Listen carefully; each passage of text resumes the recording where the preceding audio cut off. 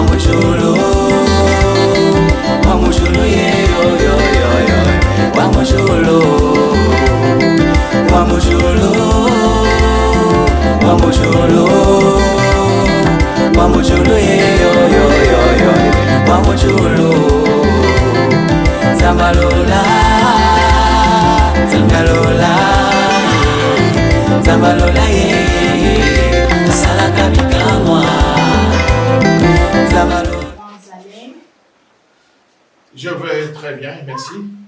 Oui, très bien. Aujourd'hui, nous allons partager sur le thème la restauration de l'Église. La restauration de l'Église, pasteur. Oui, la restauration de l'Église, c'est un thème biblique. C'est un thème dans la parole prophétique. Parole prophétique, ça signifie la parole sortie de la bouche de Dieu, donnant des prédictions, annonçant des événements à venir, c'est-à-dire des choses qui doivent arriver. C'est ça la parole prophétique. Donc, la restauration, c'est un des sujets, un des thèmes très importants, surtout en ce temps, un thème très très important, surtout en ce temps de la fin. C'est vraiment capital, puisque c'est ce qui devait arriver en ce temps de la fin. Sans plus tarder, nous allons lire les Saintes Écritures et voir où est-ce que Dieu a dit cela. Comme j'ai dit que c'est un thème biblique, nous devons ressortir cela de la Bible. C'est un thème d'actualité. Je vais lire pour cela deux écritures. Dans Joël et une écriture dans Actes des Apôtres. Joël, le chapitre 1er, il est dit ici, au verset 3 jusqu'au verset 4. Racontez-le à vos enfants et que vos enfants le racontent à leurs enfants et leurs enfants à la génération qui suivra. Ce qu'a laissé le gazam, la sauterelle l'a dévoré. Ce qu'a laissé la sauterelle, le gélec l'a dévoré. Ce qu'a laissé le gélec, le asile l'a dévoré. Deuxième écriture de Joël, comme je le disais, chapitre 2, verset 23 jusqu'à 25. Et vous, enfants de Sion, soyez dans l'allégresse et réjouissez-vous en l'Éternel votre Dieu, car il vous donnera la pluie en son temps. Il vous enverra la pluie de la première et de l'arrière-saison comme autrefois. Les airs se rempliront de blé et les cuves regorgeront de mou et d'huile. Je vous remplacerai les années qu'on dévorait la sauterelle, le gélec, le asile et le gazam. Ma grande armée que j'avais envoyée contre vous. Je vais lire Actes chapitre 3, le verset 19 jusqu'au verset 21.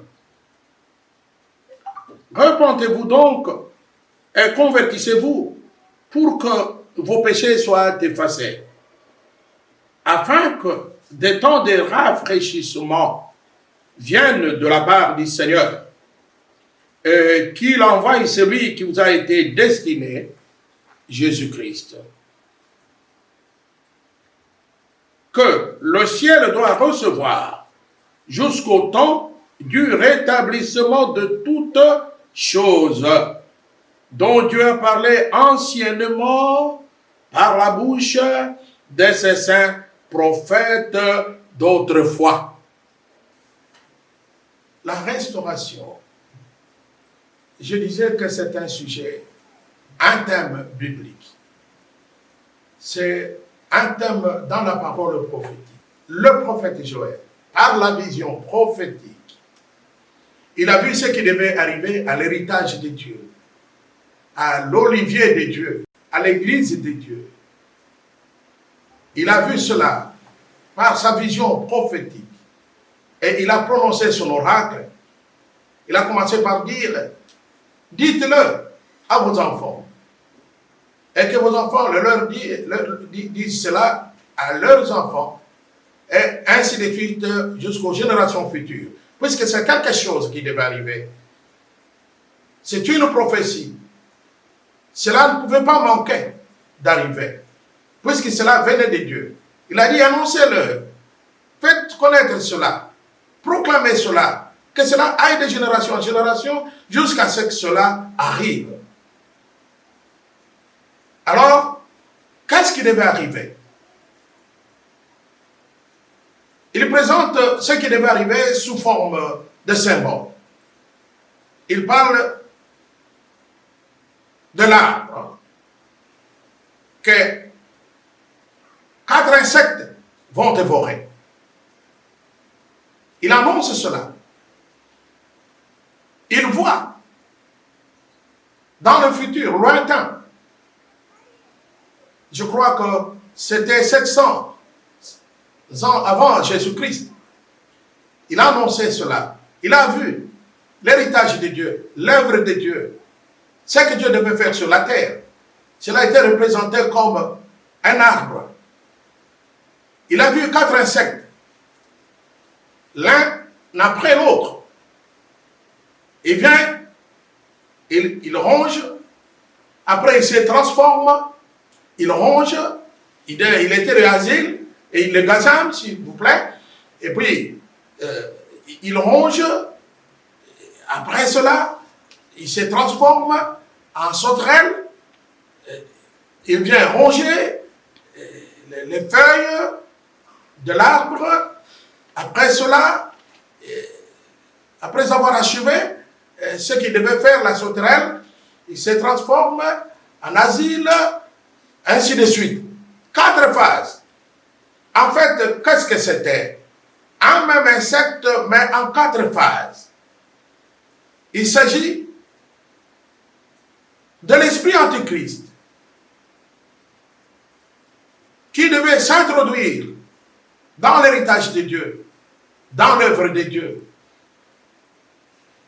et devait détruire cela, phase par phase. Ce n'est pas d'un coup. Ils sont venus au fur où, lorsque le temps avançait, c'est ainsi qu'ils changeaient de phase, ils changeaient de tactique et détruisaient l'œuvre de Dieu, détruisaient l'olivier de Dieu jusqu'à la souche. Jusqu'à la souche. Mais, Dieu merci, non seulement Joël a vu cela arriver, a vu l'œuvre de Dieu être détruite, mais dans le chapitre 2, comme nous l'avions lu, au chapitre 2, verset 23 jusqu'à 25, le Seigneur dit, je vous remplacerai, je vous restituerai ce qui était au début, ce qui était au commencement là, ce qui avait été détruit. Et il récite encore les mêmes insectes. C'est que cet esprit antéchrist, dans plusieurs phases, a détruit. Il a dit, je veux le restituer. Afin qu'il y ait de la nourriture, afin qu'il y ait de l'huile, afin qu'il y ait du mou. Tout ça, c'est le langage symbolique. Quand on parle d'arbre, il ne s'agit pas d'arbre naturel. Dieu ne parle pas d'un arbre naturel.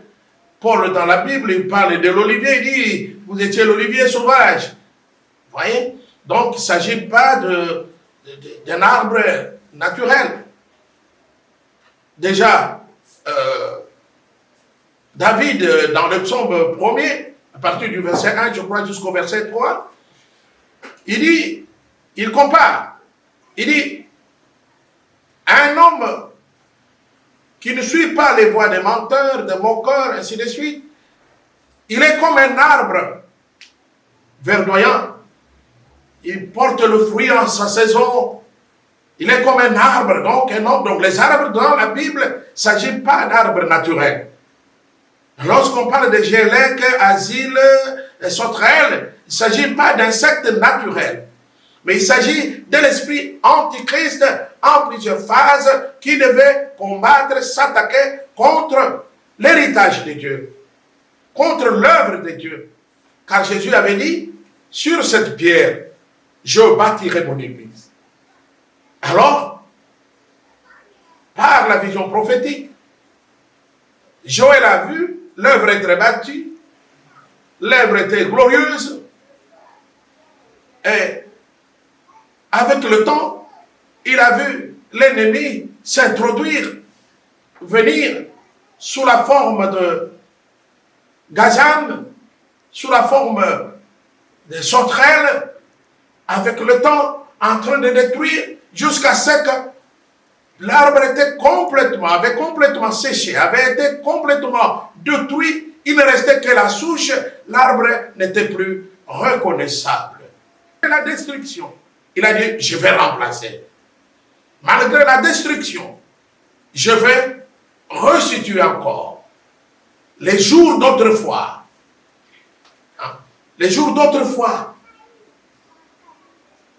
Alors, bien aimés, vous avez compris, je l'espère, que lorsqu'on parle d'arbre, il ne s'agit pas d'un arbre naturel. Jésus lui-même dit qu'il est le cep. Il dit, mon Père est le vigneron. Et son église, ce sont des branches. Nous, membres de son église, nous sommes les branches. Donc, c'est toujours comparé à l'arbre. Toujours comparé à l'arbre.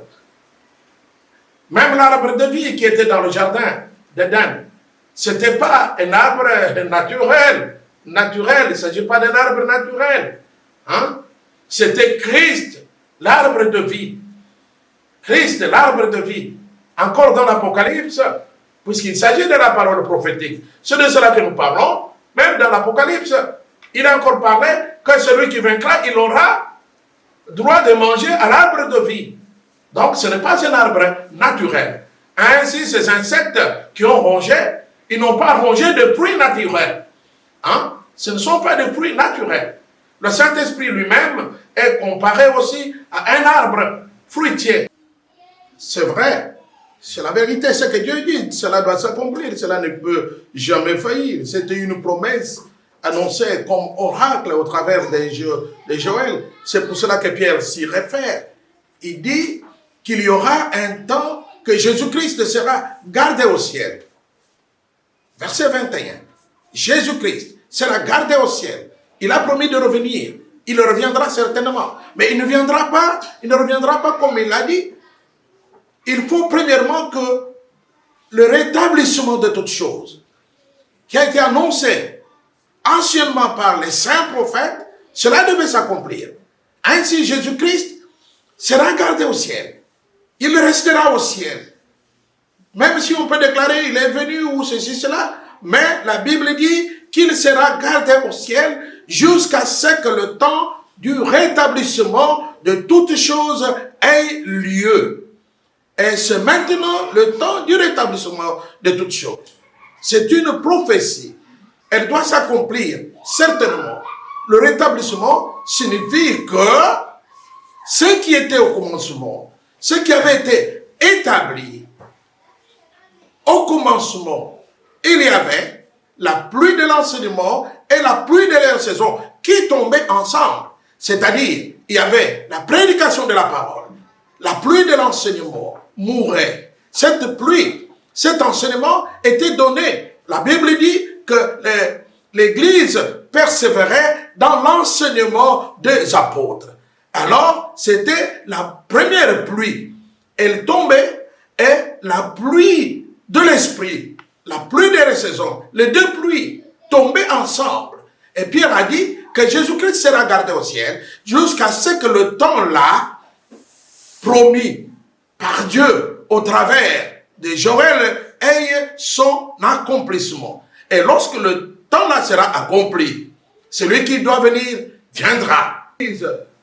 Ne puisse être enlevé, il va y avoir le rétablissement. Le rétablissement de quoi?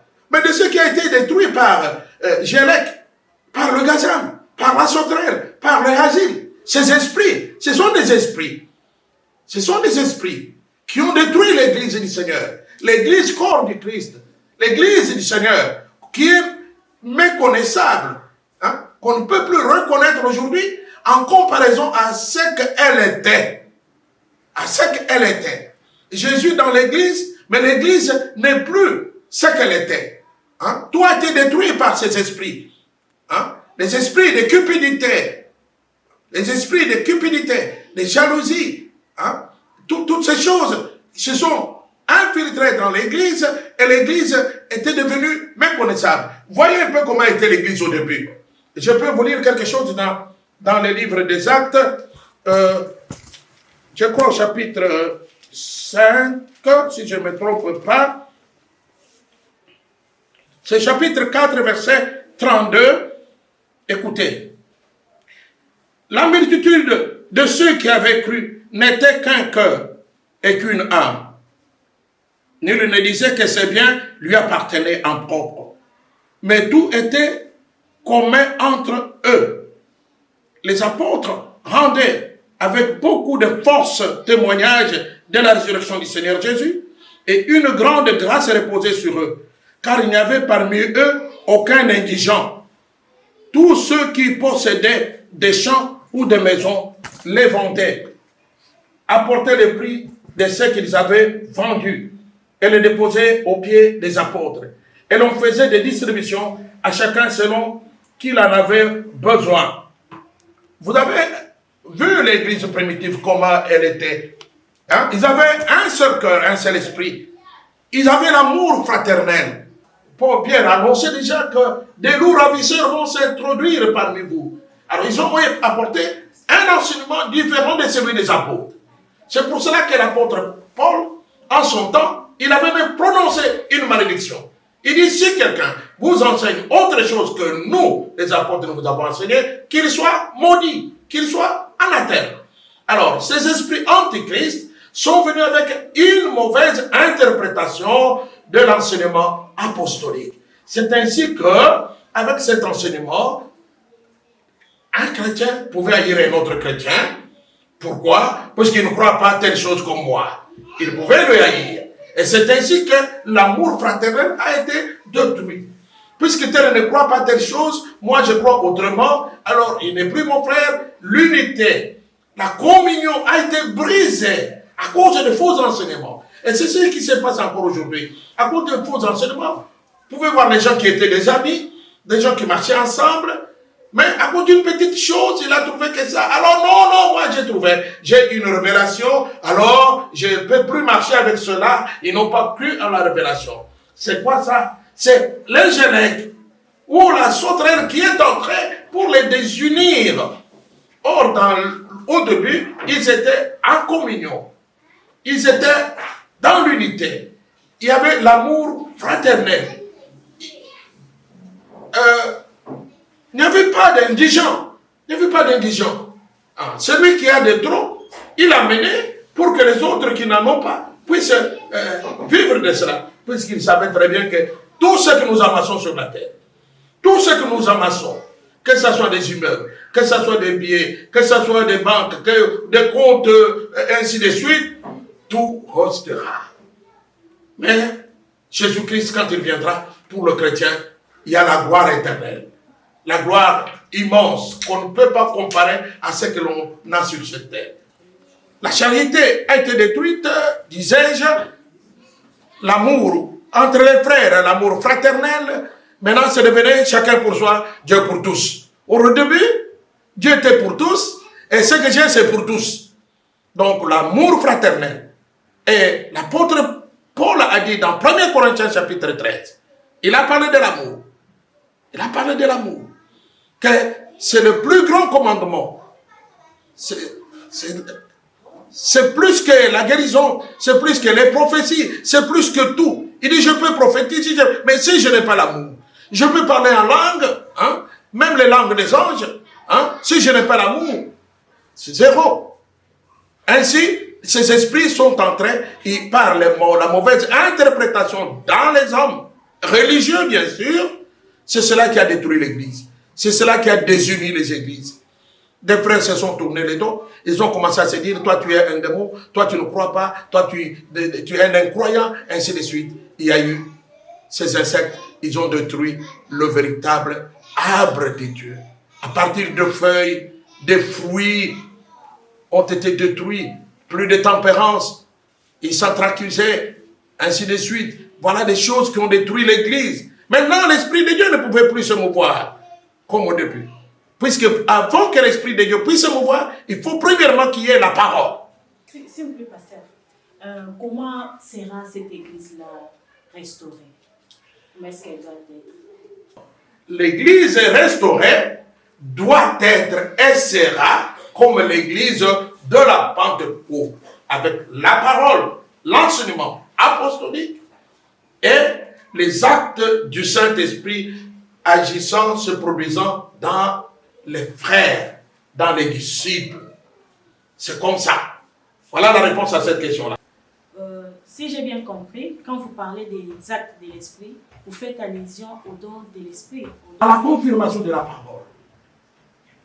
C'est de cela qu'il s'agit. Ce que Dieu a fait au commencement, il le fera toujours lorsqu'il y aura une église. Qu'est-ce que j'entends par là?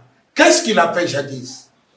Si nous regardons dans le livre de Marc chapitre 16, au verset 20, je peux lire ça. Écoutez cela attentivement. Et ils s'en allèrent prêcher partout. Le Seigneur travaillait avec eux et confirmait la parole par les miracles qui l'accompagnaient. Chaque fois que Dieu sera obligé de venir sur la scène, il n'agira pas autrement. Il agira comme il a agi. Premièrement, c'est pour cela que notre émission, il n'en était pas ainsi au commencement. Hein? On peut se demander, mais comment savoir si on est dans le bon ou on est dans le faux? Mais l'étalon de mesure est là. Hein? Ce qu'était l'Église au commencement. Eh bien, je peux en arriver maintenant au don.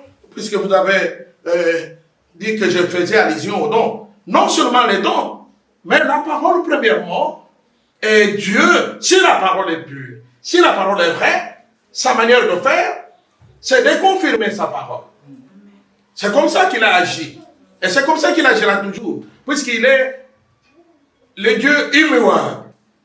Dieu, selon l'apôtre Paul, qui ne connaît pas l'ombre, c'est Jacques, qui ne connaît pas l'ombre de variation. En lui, il n'y a pas de variation. Ce qu'il a fait jadis, il le fait chaque fois qu'il sera amené sur la scène. Il est le même hier, aujourd'hui et éternellement. Il est un Dieu immuable.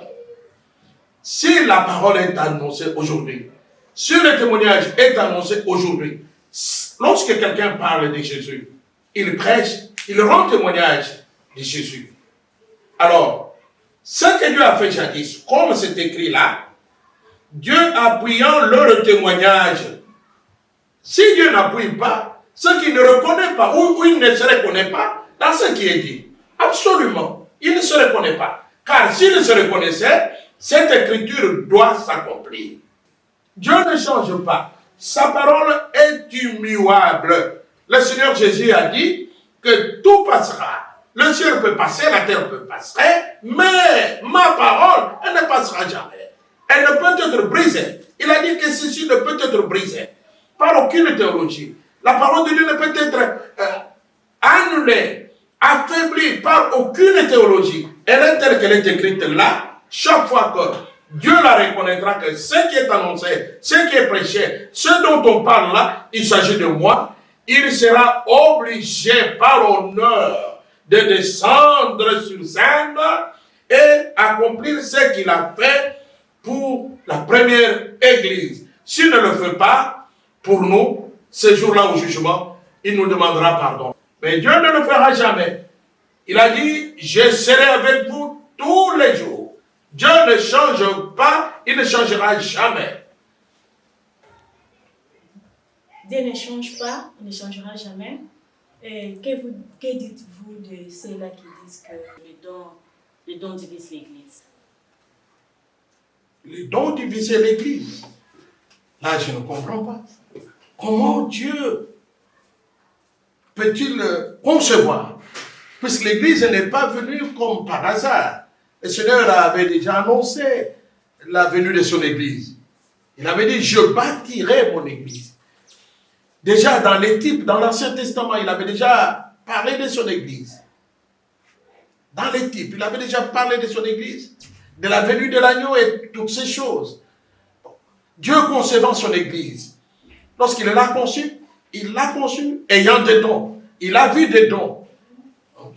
Et la Bible nous dit que ce sont les dons de l'Esprit. 1 Corinthiens 12 nous donne même les détails. Dit que l'Esprit de Dieu se manifeste par. Donc ce sont les dons de l'Esprit. L'Esprit de Dieu qui divise. Je ne comprends pas. Je ne peux pas admettre. Ceux qui disent là, je ne sais pas de quoi ils parlent. Bien sûr, il y a des imitateurs. L'esprit antichrist dans certaines personnes, agissant pour jeter l'opprobre.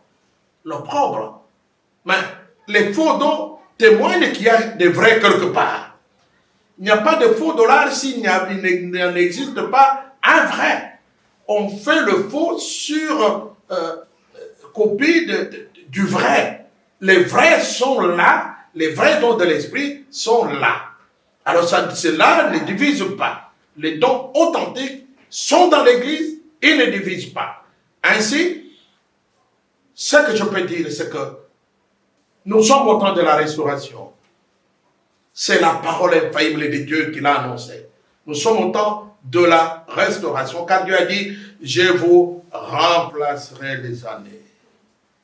Et réellement, Dieu agit. Il est dans son église, comme il avait dit.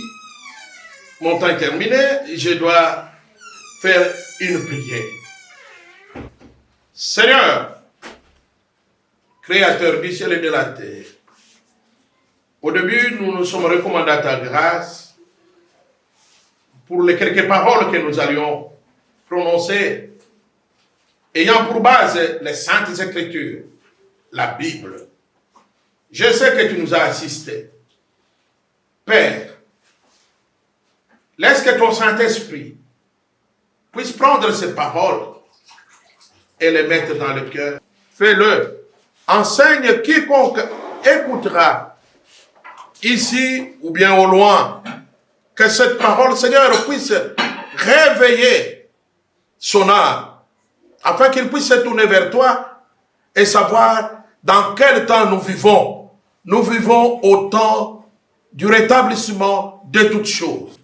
Nous vivons encore, oh Dieu, dans les temps bibliques. Que ton esprit nous prenne en charge et confirme que nous sommes dans ces temps. Je sais que tu le feras.